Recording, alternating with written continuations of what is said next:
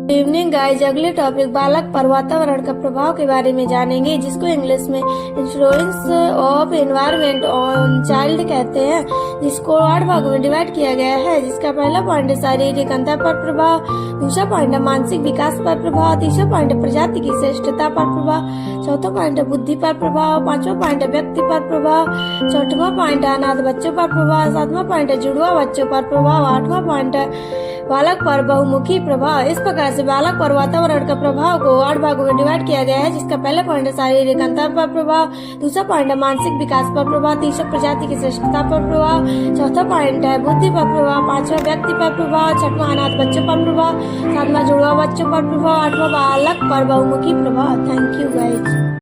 Evening guys, अगले topic बालक पर वातावरण का प्रभाव के बारे में जानेंगे, जिसको इंग्लिश में influence of environment on child कहते हैं, जिसको 8 भागों में डिवाइड किया गया है। जिसका पहला पॉइंट है शारीरिक अंतर पर प्रभाव, दूसरा पॉइंट है मानसिक विकास पर प्रभाव, तीसरा पॉइंट है प्रजाति की श्रेष्ठता पर प्रभाव, चौथा पॉइंट है बुद्धि पर प्रभाव, पांचवा पॉइंट है व्यक्ति पर प्रभाव, छठवां पॉइंट है अनाथ बच्चों पर प्रभाव, सातवां पॉइंट है जुड़वा बच्चों पर प्रभाव, आठवां पॉइंट है बालक पर बहुमुखी प्रभाव। इस प्रकार से बालक पर वातावरण का प्रभाव को 8 भागों में डिवाइड किया गया है। जिसका पहला पॉइंट है शारीरिक अंतर पर प्रभाव, दूसरा पॉइंट है मानसिक विकास पर प्रभाव, तीसरा प्रजाति की श्रेष्ठता पर प्रभाव, चौथा पॉइंट है बुद्धि पर प्रभाव, पांचवा व्यक्ति पर प्रभाव, छठवां अनाथ बच्चों पर प्रभाव, सातवां जुड़वा बच्चों पर प्रभाव, आठवां बालक पर बहुमुखी प्रभाव। Thank you guys.